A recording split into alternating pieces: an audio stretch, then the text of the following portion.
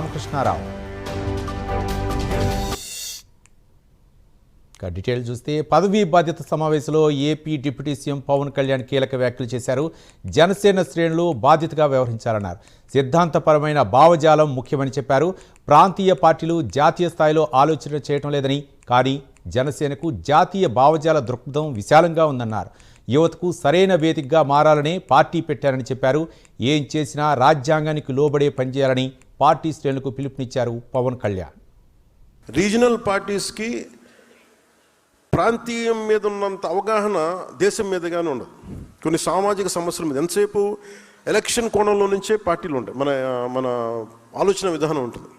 దానికి విభిన్నంగా ఒక పార్టీ నిలబడాలంటే ఏం చేయాలి, ఒక పార్టీ బలంగా వేళ్ళునుకుపోవాలంటే ఏం చేయాలి, నా తపనంతా ఇదే ఉండింది. నేను ఆల్మోస్ట్ ఒక 23-24 నుంచి నేను పడ్డ తపన, కొన్ని అనుభవాలు అన్నీ కలిసి ఈ రోజున ఇన్ని దాదాపు 4,000 మంది ఈ రోజున పదవులు వచ్చినాయి. ఇన్ని ఎమ్మెల్యేలు కానీ, ఎమ్మెల్సీలు కానీ, మంత్రులు కానీ ఇవన్నీ ఉన్నాయంటే ఇది ఒక పవన్ కళ్యాణ్ అనే వ్యక్తిది కాదు, మనందరం క్యారీ చేస్తున్న ఈ భావజాలం తాలూకు శక్తి, మన పోరాట శక్తి, మన పోరాట పటిమ. టీటీడీ నుంచి నిధులు మన కరీంనగర్ కొండగట్టు ఆంజనేయ స్వామికి వాళ్ళు ఇవ్వడం జరిగింది. దేవుడు తెలంగాణ దేవుడు, ఆంధ్ర దేవుడు అలా ఉంటారా? తెలంగాణ వెంకటేశ్వర స్వామి, ఆంధ్ర వెంకటేశ్వర స్వామి, అలాగే తెలంగాణకు మన తమిళనాడుకు సుబ్రహ్మణ్య స్వామి, ఆంధ్రాకు మన మోపిదేవి సుబ్రహ్మణ్య స్వామి, అందరూ ఒకటే. రకరకాల స్థానాల్లో నమ్మకాలను బట్టి ఉంటారు. ఇవన్నీ అంటే మీకు ప్రాంతీయతను విస్మరించడం అంటే ఇవన్నీ కూర్చోబెట్టి మీకు మానసిక స్థాయి పడిపోయే కొద్దీ ఇలాంటివి ఎత్తుకుంటే కొన్నిసార్లు తప్పులు ఉంటాయి. తప్పులు కరెక్ట్ చేసి ముందుకెళ్ళాలి తప్ప అక్కడ ఆగిపోకూడదు.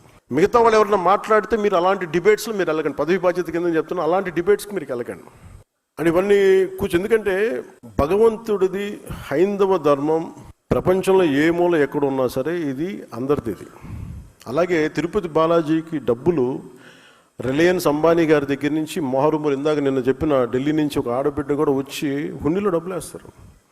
ఆ డబ్బులు ఎక్కడికి వెళ్ళాలి ఏంటి అనేది అది స్వామివారి, అది వారిష్టం. అది ఆయన ఎవరి ద్వారా నోటు పలికిస్తారు, ఎవరి ద్వారా చేయిస్తారో అది ఆయనది, అది మనకు సంబంధం లేదు. అందుకని ఇది అంటే ఇలాంటి వివాదాల్లో మీరు అనవసరంగా వెళ్ళకండి, నా ఉద్దేశం అది చెప్పడానికి కారణం. ఒక జిల్లా కలెక్టర్ స్థానిక ఎమ్మెల్యే చేయాల్సిన పని, స్థానిక సర్పంచ్ చేయాల్సిన పని ఒక ఉప ముఖ్యమంత్రి స్థాయి వ్యక్తికి వచ్చి సాల్వ్ అవుతుంది అంటే అది మన ప్రజాస్వామ్యం తాలూకు లక్షణాన్ని బలహీనపడిందని అర్థం. అది అసలు నా దగ్గరికి రాకుండా ఉండాలంటే ఏం చేయాలన్న దానికి నేను ఆలోచిస్తున్నాను, దానికోసం ప్రయత్నం చేస్తున్నాను. ప్రజాస్వామ్యాన్ని బలహీనపరిచే పరిస్థితుల్లో అందరం మనం కొట్టుకుంటా ఉంటే ఏం జరుగుద్దంటే అరాచకమే రాజ్యం వెళ్తుంది. నాకు చాలా చాలా భయం అది. అంటే ఉదాహరణకి ఈ రోజున మొన్న రౌడీలను వెనకేసుకొచ్చే పరిస్థితికి వచ్చేసింది. నాకు ఎప్పుడు కూడా గత పార్టీని తగ్గించడం కూడా ఇష్టం లేదు. నేను రాగానే చెప్పాను, మనం గెలిచిన వెంటనే నేను అదే మన మంగళగిరి ఆఫీసులో, జనసేన ఆఫీసులో కూర్చొని రెచ్చిపోండి. ఈరోజు నేను ఎప్పుడు చెప్పలేదు, అట్లా చెప్పలేదు. ఎప్పుడు గెలవగానే అసలు మనం ఏంటో చూపిద్దాం, అలాంటి పిచ్చి మాటలు నేను ఎప్పుడు మాట్లాడను. ఎందుకంటే బాధ్యత గల వ్యక్తులు ఎలా మాట్లాడుతాం, రెచ్చిపోదాం, మనం వచ్చాం కాబట్టి మన టైం అయింది ఇంకా చూపిద్దాం, ఒక్కొక్కటి తడాక అంటాం పిచ్చిగా. ఆ బాధ్యత ఉంటే మనం ఎందుకు ఈ స్థాయి దాకా ఎందుకు వస్తుంది? మన ప్రజలు నమ్మారంటే నువ్వు బ్యాలెన్స్కి వెళ్తావని కదా. సో నాకు ఆ బ్యాలెన్స్ని మీరు సమాజంలోకి మీ పదవి ద్వారా తీసుకెళ్ళండి. అంటే ఎంత దౌర్భాగ్య స్థితికి వెళ్ళిపోయి ఉంటే అంబేద్కర్ గారికి ఒక కులానికి పరిమితం చేసుకుంటే మనం ఏం చేయలేము. అంబేద్కర్ అందరి వాడు, లేదు మావాడు మా దగ్గరే ఉంటాడంటే మనం ఏం చేయలేము దానికి. కానీ ఎవరు వద్దనుకున్నా లేదనుకున్నా అంబేద్కర్ గారు గుండెల్లోనే ఉంటారు మనం. దాన్ని మేము పొలిటికలైజ్ చేయం. ఓనర్షిప్ ఒక్కళ్ళకి అని అంటానికి కుదరదు, నాయకులకి. అంటే రాజ్యాంగ పరిధిలోనే మాట్లాడతాం, పోరాటం చేస్తాం తప్ప ఇంకా అవసరం అనుకుంటే లాస్ట్ ఫేజ్ రోడ్ల మీదకి వచ్చి గొడవ పెట్టుకోవాలి. మన తెలంగాణ బోర్డర్లో మనం గొడవ పెట్టుకున్నట్టుగా అప్పుడు దాకా ఇంకా రావాలంటే దట్ ఇస్ లాస్ట్ ఫేజ్, ఇంకా తప్పదు. చాలాసార్లు మనకి రాయబారం నడిపి మంచిగా చెప్పి మంతనాలు జరిపిన తర్వాత ఇంకా కాదుకూడదు అనుకుంటే ఈ చొక్కా మడిచి ముందుకు రావడం పెద్ద ఇబ్బంది ఏం కాదు మనకి. అంటే ఎందుకంటే that is a last option. అది ఆఖరి అస్త్రం. అది ఆఖరి అస్త్రం వరకు నువ్వు కూర్చొని ఎంత సయోధ్యతోటి ఎంత సముచితంగా మాట్లాడతావో అన్న దాని మీద నీ స్థాయి ఉంటుంది. యాజ్ ఎ లీడర్స్గా నేను మీకు ఇచ్చేది, బాధ్యత మీరు తెలుసుకోవాల్సింది ఇది. మీరు గొడవ పెట్టుకోమని నేను ఎప్పుడు చెప్పట్లేదు రోడ్ల మీద, కానీ మీరు ఆర్గ్యుమెంట్ చేయండి, డిబేట్ చేయండి with in the framework of proper language, అందరికీ ఆమోదయోగ్యమైన భాష. ఒక మాజీ ముఖ్యమంత్రి ఒకళ్ళు వచ్చి మిమ్మల్ని చంపేస్తాం, లేదంటే మిమ్మల్ని కూర్చోబెట్టి ఒక్కొక్క పోలీస్ ఆఫీషియల్ని మేము మీకు ఏంటో చూపిస్తాం, లేదంటే కాంట్రాక్టర్స్ని బెదిరిస్తాం అంటే that will send a very wrong signal. ఆ భాషను వదిలేయండి.